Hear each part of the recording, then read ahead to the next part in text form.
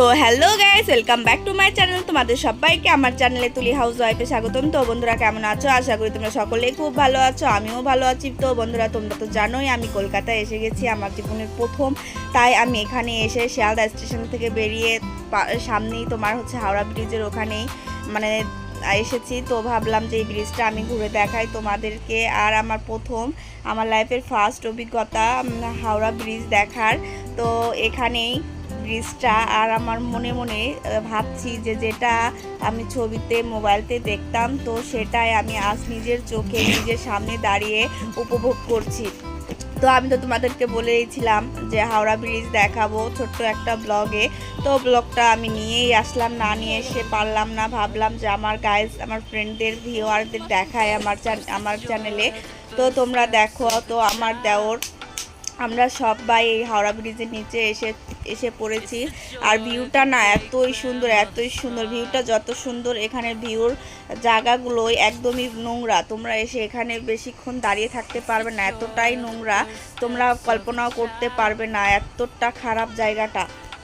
গঙ্গা নদীর তীরে অনেকে পিণ্ড দিতে আসে, অনেকেই নানান ধরনের তাদের কাজে আসে। তো বন্ধুরা আমরা ভিউটা এখানেই দেখতে আসছি। পাগলু ছবিতে মন বেবাগি গানের শ্যুটটা আমরা যেখানে দাঁড়িয়ে আছি এখান থেকেই হয়েছিল। তোমাদের দাদা আমাকে বলছে, আমি বললাম তাই এখানেই? বললো হ্যাঁ।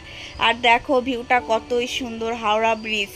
তো এটাই আসলে স্বপ্ন ছিল দেখার, এটা বাস্তবে এত তাড়াতাড়ি পূরণ হবে তো আমি ভাবতেই পারিনি। তো দেখো এতটা সুন্দর। তো এই ব্রিজটা আমি শুনেছি বলে কোনো জয়েন্ট মানে কোনো নেই, জাস্ট একটা চাবি দিলেই বলে এই পুরো ব্রিজটা মানে ভেঙে যাবে। তো আমি এই কথাটা শুনে পুরোই অবাক হয়ে গিয়েছি। আর এখানে দেখো কত লোক এখানে স্নান করছে। এখানে স্নান করা দেখে আমারও স্নান করতে মন চেয়েছিল, কিন্তু কি করব, এখানে স্নান করার অবস্থা নেই। তো দেখো আমার দেওর দাঁড়িয়ে ফোনে কথা বলছে। আর আমি সত্যি ভেবেছিলাম যে আমি স্নান করি, যদি এখানে স্নান করার কাপড় চোপড় পাল্টানোর জায়গা থাকতো তাহলে আমিও স্নান করে নিতাম।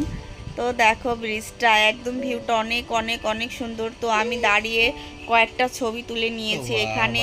আর তোমরা তো বুঝতেই পারছো আমি ট্রেন থেকে নেমেই এখানে এসেছি, যার কারণে আমার অতটা কাপড় চেঞ্জ বা কোনো কিছুই নেই, বা আমি একটু সাজতে পারিনি, বা আমার মেয়েটাকে একটু গোছাতে পারিনি।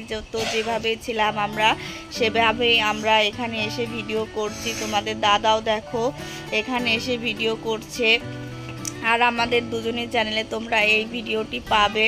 তো সুন্দর মতো ভিডিওটি করেছি, সুন্দর হবে কি না তোমরা দেখবে কি না। তো আমি এখানে এসেছি, এই অভিজ্ঞতাটাই আমার খুব খুব ভালো লাগছে। তো তোমাদের দাদা আমাকে আর আমার মেয়েকে এখানে দাঁড়িয়ে কয়েকটা ছবি শ্যুট নিল। তো কয়েকটা ছবি তুললাম, ছবি তুলেই আমরা আমাদের গন্তব্যে পৌঁছে যাব। তো আমরা গিয়েছিলাম, আমরা তোমাদেরকে প্রথম ব্লগে বলে দিয়েছি আমরা নিমন্ত্রণ খেতে এসেছি। তো আমরা বিশ্বকর্মা পুজোর নিমন্ত্রণ খেতে গিয়েছি। তোমাদের তো বললাম তোমাদের দাদার অফিস থেকে। তো ম্যাডামের বাড়িতে টালিগঞ্জ করুণাময়ীতে গেছিলাম। আর দেখো এতটাই ভালো লাগছে, ভিডিও করব কিন্তু বন্ধুরা এই ভিডিওটি এই পর্যন্তই। তোমাদের সবাইকে হাওড়া ব্রিজ দেখালাম, ধন্যবাদ।